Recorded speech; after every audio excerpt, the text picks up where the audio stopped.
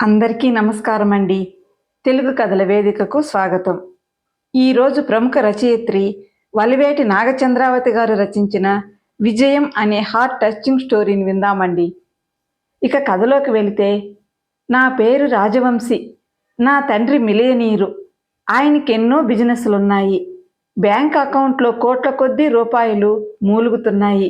మాది ఇల్లు కాదు, భవనం. ఎన్నో గదులు, విశాలమైన హాల్సు, పొడగాటి వరండాలు, అద్దాల తలుపులు, అందమైన గార్డెను. మా ఇంట్లో ఉన్న ప్రతి వస్తువు అపురూపమైనది, ఖరీదైనది. మా సర్వెంట్స్ వంగి వంగి ఒద్దికగా నడుస్తారు మా ముందు. నేనా ఇంట్లో యువరాజుని. నా గది చాలా పెద్దది. అందంగా అలంకరించారు దాన్ని. ఆ గది నిండా నా ఆట వస్తువులే. అవన్నీ చాలా విలువైనవి. వీడియో గేమ్స్, చెస్, క్యారమ్స్ లాంటి ఎన్నో ఇండోర్ గేమ్స్ కొనిపెట్టారు మా పేరెంట్స్ నా కోసం. మా మామ్ నాకు అవుట్డోర్ గేమ్స్లో కూడా కోచింగ్ ఇప్పిస్తోంది. మా మేడ మీద నుంచి చూస్తే చుట్టూరా ఉన్న ప్రపంచం, ఆ మనుషులు అంతా చాలా దిగువ స్థాయిలో ఉన్నట్టు కనిపిస్తారు నాకు. మా భవనాన్ని ఆనుకుని ఓ చిన్న పెంకుటిల్లుంది. ఆ ఆవరణలో ఆడుకుంటూ ఉంటాడు ఒక కుర్రాడు. నా వయసే ఉంటుంది. మూడొంతులు నిక్కర మీదే ఉంటుంటాడు. ఆడే ఆటలు చీప్వే. కర్రా బెళ్ళా కొట్టుకుంటూనో, బొంగరాలు తిప్పుకుంటూనో, లేకపోతే తనే తయారు చేసుకున్న ఓ పేపర్ గాలిపటం ఎగరేస్తూనో, చెట్టు కొమ్మల మీద కోతిలా ఊగుతూనో ఉంటాడు. వాళ్ళ అమ్మ ఇంటి మెట్ల మీదని కూర్చుని మోకాళ్ళ మీద కంచం పెట్టుకుని అన్నం కలుపుతూ రారా నాన్న అని అరుస్తుంటుంది. ఆడుతూ ఆడుతూ వచ్చి ఆ ముద్దలు తింటుంటాడు వాడు. వాళ్ళ నాన్నవాడితో కలిసి దొంగ పోలీస్ ఆట ఆడుతుంటాడు. ఆరు బయట మంచం మీద వాణ్ణి పక్కనే పడుకోబెట్టుకుంటాడు అసహ్యంగా. మా అమ్మా నాన్న అలా లేకిగా ఉండరు. చాలా డిగ్నిఫైడ్గా ఉంటారు. అడుగడుగునా నాకు మేనర్స్ నేర్పుతుంటారు. నాకు కూడా అలా ఉండటమే ఇష్టం. ఆ పక్కింటి వాణ్ణి చూస్తే నాకు మహా మండుకొస్తుంటుంది. ఎందుకు అంటే ఏం చెప్పను. నాకు అసలే లో క్లాస్ వాళ్ళంటే ఇష్టం ఉండదు. వీణ్ణి చూస్తే మరీ చిర్రెత్తుకొస్తుంది. దుమ్ము ధూళిలో దొర్లుతూ చెత్త ఆటలు ఆడుకునే వెధవ మా నౌకర్లలాగా బిక్కుబిక్కుమంటూ అణుకువగా ఉండకుండా, ఉత్సాహం తన ఇంటి పేరన్నట్టు, సంతోషం తన సొంత పేరన్నట్టు నవ్వుతూ తుళ్ళుతూ, చీకు చింత లేకుండా కుందేలు పిల్లలా గెంతుతూ చక్కలి గింతలు పెట్టినట్టు పకపకలాడుతుంటే తిక్కరేగదు. దగ్గరికి పిలిచి చెంప పగలగొట్టాలనిపించదు. ఆ నవ్వుల్ని తుడిచేసి ఆ కళ్ళల్లోంచి నీళ్లు కార్పించాలనిపించదు. నాకనిపిస్తుంది, నాది జలసీనా? చెట్, అసూయపడాలంటే కూడా వాడికో అర్హత ఉండాలి. అందుకు కూడా పనికిరాడు వాడు. మరేమిటిది? ఏమో, వాడలా ఉండకూడదు అంతే. అందుకే వాడి గాలిపటం మా మేడ పైదాకా వస్తే కసిగా వాడు చూస్తుండగానే తెంపి చింపి పారేస్తాను. ట్యూబుతో వాడి నెత్తి మీద పడేటట్టుగా నీళ్లు వదులుతాను. ఓసారి బాల్ ఎగరేసుకుంటూ గ్రౌండ్లో కనపడ్డాడు. దగ్గరికి పిలిచి తిట్టేశాను. బాల్ నా కాళ్ళ కిందేసి తొక్కి పగలగొట్టేశాను. బాల్స్తో బ్యాట్స్తో గ్రౌండ్లో ఆడాల్సింది నేను, నువ్వు కాదు. నువ్వు ఇంట్లో అచ్చంగాయలు ఆడుకో. గొప్పగా ఇక్కడికొచ్చి నా ముందు కుప్పిగంతులు వేశావో జాగ్రత్త అని కళ్ళెర్ర చేసి వేలూపుతూ బెదిరించాను. వాడేమీ అనలేదు. విచిత్రంగా ఓ చూపు చూసి వెళ్ళిపోయాడు. వాడి మీద గెలుపు సాధించినట్టుగా ఫీల్ అయ్యాను నేను. అనుకోకుండా పెద్ద ప్రాబ్లం వచ్చి పడింది. నేను చదివేది ఆషామాషీ స్కూల్ కాదు. చాలా చాలా ధనవంతుల ముద్దు బిడ్డలు మాత్రమే ఆ స్కూల్ మెట్లు ఎక్కే అవకాశం ఉంటుంది. ఊరికి కాస్త దూరంగా బ్రహ్మాండంగా కట్టిన ఆ స్కూల్కి రోజూ కారులో వెళ్ళి వస్తాను నేను. ఆ రోజు పక్క బెంచ్ వరుణ్తో చిన్న గొడవ. వాడు పోలీస్ ఆఫీసర్ కొడుకట. అయితే నాకేంటి? వాడి టెక్కణిగేలా వీపు వంచి 4 పిడిగుద్దులు గుద్దాను. వెధవది గొప్ప గోలైపోయింది. డిసిప్లిన్ తప్పినందుకు టీసీ ఇచ్చింటికి పంపేశారు నన్ను సంవత్సరం మధ్యలో. అక్కడికేదో ఈ ఇన్సిడెంట్ తప్ప అన్నీ పద్ధతిగా న్యాయంగా జరిగిపోతున్నట్టు, నేనొక్కడనే క్రమశిక్షణ పాటించినట్టుగా వెధవ పోజు ఆ మేనేజ్మెంట్ వాళ్ళది. వేరే స్కూల్లో నన్ను జాయిన్ చేయటానికి పప్ప చాలా శ్రమ పడాల్సి వచ్చింది. చివరికి ఓ చిన్న కార్పొరేషన్ స్కూల్లో చేర్చటానికి పెద్ద మొత్తం డొనేషన్ పేరున సమర్పించుకోవాల్సి వచ్చింది. పెద్ద ఎత్తున తన పరపతి పలుకుబడి ఉపయోగించాల్సి వచ్చింది. అడ్మిషన్ దొరికింది. స్కూల్లో జాయిన్ అయిన మొదటి రోజే తెలిసింది నాకు ఘోరమైన సంగతి ఒకటి. మా పక్కింటి కుర్రాడు నా క్లాస్మేట్. ఇంకా భయంకరమైన విషయం ఏమిటంటే వాడే నా బెంచ్మేట్ కూడా.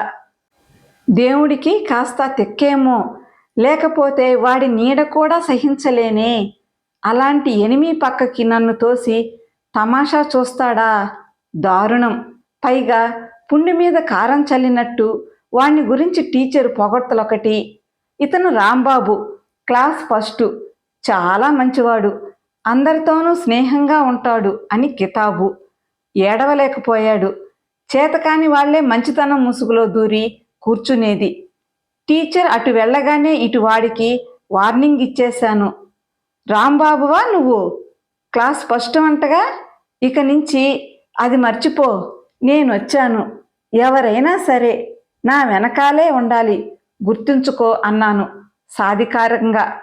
అదేమిటో వాడదో రకం చూపు చూస్తాడు. దాని అర్థమేమిటో చచ్చినా బోధపడదు నాకు. ఈసారి యూనిట్లో నేనే ఫస్ట్. అప్పుడే కాదు, ఫైనల్ ఎగ్జామ్స్ అయ్యేదాకా దాదాపు నాకే క్లాస్ ఫస్ట్. అయినా అన్ని సబ్జెక్టుల్లోనూ ఆ స్కూల్ టీచర్స్తోనే ట్యూషను, వాళ్ళు అడిగినంత ఫీజు. ఇక నన్ను అందుకోవటం వాడి తరమా? వాడిలా వెనకబడిన ప్రతిసారి కాలర్ ఎగరేసి ముందే చెప్పానుగా, చూశావా అనేవాణ్ణి కవ్విస్తూ. రాంబాబు నుంచి అదే అర్థం కాని చూపు. సంవత్సరం పూర్తి కావస్తోంది. యానివర్సరీకి 2 రోజుల ముందు స్పోర్ట్స్ పోటీలు. రాంబాబు రన్నింగ్ రేస్కి పేరిచ్చాడు. వాడి మొహం. అంతకన్నా వాడికి ఇంకేం వచ్చని? కావాలనే మిగతావన్నీ వదిలేసి నేను దానికే ప్రిఫరెన్స్ ఇచ్చాను. మరి వాణ్ణి ఓడించే ఛాన్స్ నేనెలా వదులుకోగలను? రేస్ మొదలయ్యింది. వెధవది, గడ్డిపోచలా ఉంటాడేమో. నేనెంత ప్రయత్నించినా నాకన్నా 10 అడుగుల ముందే ఉంటున్నాడు రాంబాబు. నేననుకున్న ట్రిక్ ప్లే చేయక తప్పలేదు. నా గురి అల్టిమేట్. పరుగు పెడుతున్న రాంబాబు పాదం పడే చోట నా ఇన్హేలర్ పడింది. 10 సెకండ్లు తొట్రపాటు పడ్డాడు రాంబాబు. ఆ సమయం చాలు నాకు ముందుకు దూసుకు వెళ్ళటానికి. ఫలితం ఇప్పుడు నేనే ఫస్ట్. ఇంకా నయం, నాకు ఆస్మా ఉందని ఎవరికీ తెలియదు.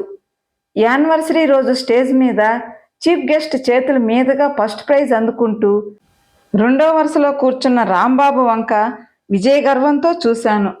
వెలవలా పోయే నవ్వు నవ్వాడీసారి. ఎగ్జామ్స్ అయిపోయాయి. అక్కడితో నాకిష్టం లేని ఈ స్కూల్ చదువు కూడా ముగిసిపోయింది. ముఖ్యంగా ఈ నేస్టీ రాంబాబు లాంటి వాళ్లతో పోటీ పడాల్సిన ఆగత్యం తప్పింది. +1 +2 వేరే ఊర్లో, మిగతా ఎడ్యుకేషన్ అంతా ఇంకా దూరంగా.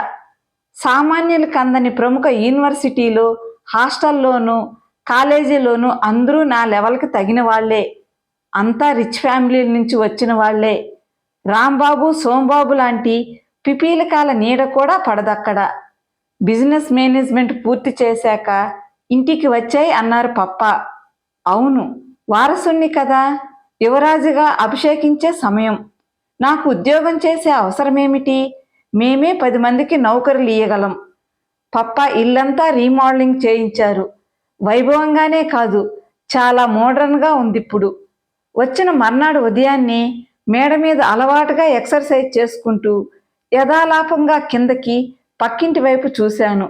నేను వెళ్ళక మునుపు ఎలా ఉందో అలానే ఉందా పెంకుటిల్లు. ఏమీ మారలా. ఏదో తృప్తి మనసులో. ప్యాలెస్ లాంటి మన ఇంటి పక్కన దిష్టి చుక్కలా. ఆ పెంకుటిల్లేమిటి పప్ప, లేవగొట్టకపోయారా అన్నాను నిరసనగా. పప్ప గట్టిగా ఊపిరి పీల్చి వదిలారు.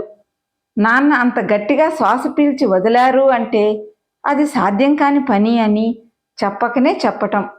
నిన్న నేను ట్రాఫిక్లో కారాపినప్పుడు పక్కనే రాంబాబు సైకిలు. నన్ను చూసి పలకరింపుగా నవ్వబోయాడు. రాజును చూసి సిపాయి హాయ్ అన్నట్టుంది. మొహం చిట్లించుకున్నాను అసహనంగా. చిన్నబోయాడు. ఏం పర్లేదు, ఇంకిలాంటి ప్రయత్నం మరోసారి చేయడు. ఏదో కంపెనీలో చిరుద్యోగం చేస్తున్నాడట రాంబాబు. డ్రైవర్ చెప్పిన సమాచారం ఇది. లేకపోతే జనాభా లెక్కల్లో మాత్రమే పేరు కనిపించే వాళ్ళకి అంతకు మించిన పదవులు వస్తాయా? నా భ్రమగాని. అయినా నా కాలు కింద ఇసుకరేణువు లాంటి వాడి గురించి నేను ఇంతలా ఆలోచించటమేమిటి? డామిట్. సుకన్య పేరు బాగుంది. ఫ్లవర్ లాంటి ఆ గాల్ ఇంకా బాగుంది. కంప్యూటర్ ఆపరేటర్గా పనిచేస్తుందట మా ఆఫీసులోనే. పార్కులో రాంబాబు పక్కన చూసేదాకా ఆ అమ్మాయిని నా కింద పనిచేసే ఉద్యోగినిగా తప్ప అట్టే పట్టించుకోలేదు. కనుక్కుంటే రాంబాబు ఇంట్లోనే ఓ గదిలో అద్దెకుంటోందట. వాళ్ళిద్దరూ జంటగా కలిసి తిరగటం 4-5 సార్లు చూశాను నేను. ఆ అమ్మాయి సరసనుంటే రాంబాబు మొహమంతా వెలిగే, కళ్ళ నిండా కాంతే. అదే నాకు గిట్టంది. అప్పుడు చూశాను పరిశీలనగా సుకన్యని. ఎలిజబెత్ టేలర్లా ఉంది, ఐశ్వర్య రాయ్లా ఉంది. అంత అందం ఉత్తపుణ్యానికి చేతికందితే ఆ బడుద్దాయి రాంబాబుకి గర్వం వచ్చేయదో? అబ్బే, సుకన్యకి రాంబాబు తగడు. ఆ అర్హత వాడికి లేదు. అయినా నా కళ్ళబడిన సౌందర్యాన్ని వాడు తన్నుకుపోనివ్వటమా? నెవర్. నెల్లాళ్లలో నా పిఏగా సుకన్యకు ప్రమోషన్ ఇచ్చాను. నాకు దగ్గరగా ఉండేలా చూసుకున్నాను. నా కారు, నా హోదా, నా అందము, నా దర్జా అమ్మాయిలకు అయస్కాంతాలు. మనోరంజకంగా ప్రేమ పెళ్ళి అని కాసిని తీపి కబుర్లు నమ్మేలా చెబితే చాలు. సాధ్యాసాధ్యాలు ఉచితానుచితాలు మర్చిపోయి ఒళ్ళో వాలుతారు. రాంబాబుకు భయ చెప్పి సుకన్య నా ఒళ్ళో వాలింది. వాలిన పువ్వులోని మకరందం ఆస్వాదించటం తుమ్మెద స్వభావం. దానికి ఫలితం ఫలదీకరణ జరిగిందంటే తుమ్మెదదా బాధ్యత? ఎన్ని కన్నీళ్లు కారిస్తే మాత్రం బంతి పువ్వుని ఖరీదైన ఫ్లవర్ వేజులో పెట్టగలమా? నా సహధర్మచారిని కావాలంటే ఎన్ని అర్హతలుండాలి? తనకేవి అవి? ఆ మాటే చెప్పేశాను. రైలు కింద పడబోయిందట. రాంబాబు ఆపద్బాంధవుడిలా అడ్డుకున్నాడట. ఆ అమ్మాయి కష్టం విని కరిగిపోయాడట. పెద్ద మనసుతో క్షమించేసి అభయమిచ్చి ఆదరించి తాళి కట్టాడట. భలే, ఇప్పుడు సెకండే రాంబాబు. సరదాగా ఏడిపించాలనిపించింది. నేను కొరికి విసిరేసిన పండు ఎలా ఉంది, రుచిగా ఉందా అన్నాను ఎగతాళిగా నవ్వుతూ. పసుపు బట్టలతో గుడికి వెళ్ళి కోనేరు పావంచాల మీద కూర్చున్నారు వాళ్ళిద్దరూ. కావాలని వెళ్ళి వాళ్ళకి పైమెట్టు మీద కూర్చున్నాను నేను. వెనక్కి తిరిగి నన్ను చూసి చిరునవ్వు నవ్వాడు రాంబాబు. అవును, నువ్వు విసిరేసిందే నేను స్వీకరించాను. వెర్రివాడివి నువ్వు. అందులోనే నా విజయం ఉన్నదని తెలుసుకోలేకపోయావు. సుకన్య కడుపులో పెరుగుతోంది నీ అంశ అని తెలుసుగా. రేపు వాడు నా కొడుకుగా బయటకొస్తాడు. నన్ను నానా అని పిలుస్తాడు. నా కంచంలో నువ్వు అసహించుకునే నా ఎంగిలి తింటాడు. నీ కళ్ళెదుటే మట్టిలో నీలాంటి పొగురుబోతులు పగలగొట్టేసిన బంతితో అదే భాగ్యంగా ఆడుకుంటాడు. నీ అంశ ఉన్నది చూశావు. నాతో దెబ్బలు కూడా తింటాడు. నేను తలుచుకుంటే వాణ్ణి ఎందుకు పనికి రాకుండా చేయగలను. చూడు రాజవంశీ, నేను ఇంకెక్కడికి వెళ్ళను సుమా. నీకు వెర్రెక్కిస్తూ ఈ ఇంట్లోనే ఉంటా. ఇవన్నీ చూస్తూ లోపల ఏడవటం తప్ప నువ్వేం చేయలేవు. ఇప్పుడు చెప్పు, నీదా నాదా విజయం? కూల్గా ఒక్కొక్క మాట పట్టి పట్టి అంటున్నాడు రాంబాబు. స్తంభించిపోయాను. నిజమా? నా కొడుకు. ఛ, నా కొడుకేంటి? అవును, నా కొడుకే కదా. నా కొడుకు వాడి ఎంగిలి తింటాడా? వాడి చేతిలో దెబ్బలు తింటాడా? తల తిరిగిపోతోంది. వాడన్నవన్నీ మనసు తెర మీద రూపుకట్టి కనిపిస్తోంటే పిచ్చెక్కిపోతోంది. భగవంతుడా, నేనేం చేయను? కథ సమాప్తమండి. కథ నచ్చితే లైక్ చేయండి, షేర్ చేయండి. మీ అభిప్రాయాన్ని కామెంట్ రూపంలో తెలియజేయండి. ఇలాంటి మంచి మంచి కథలు వినటానికి మన ఛానల్ని సబ్స్క్రైబ్ చేసుకోండి. కథ విన్నందుకు ధన్యవాదాలండి. మరలా మరో చక్కటి కథతో కలుసుకుందామండి. అంతవరకు సెలవా మరి.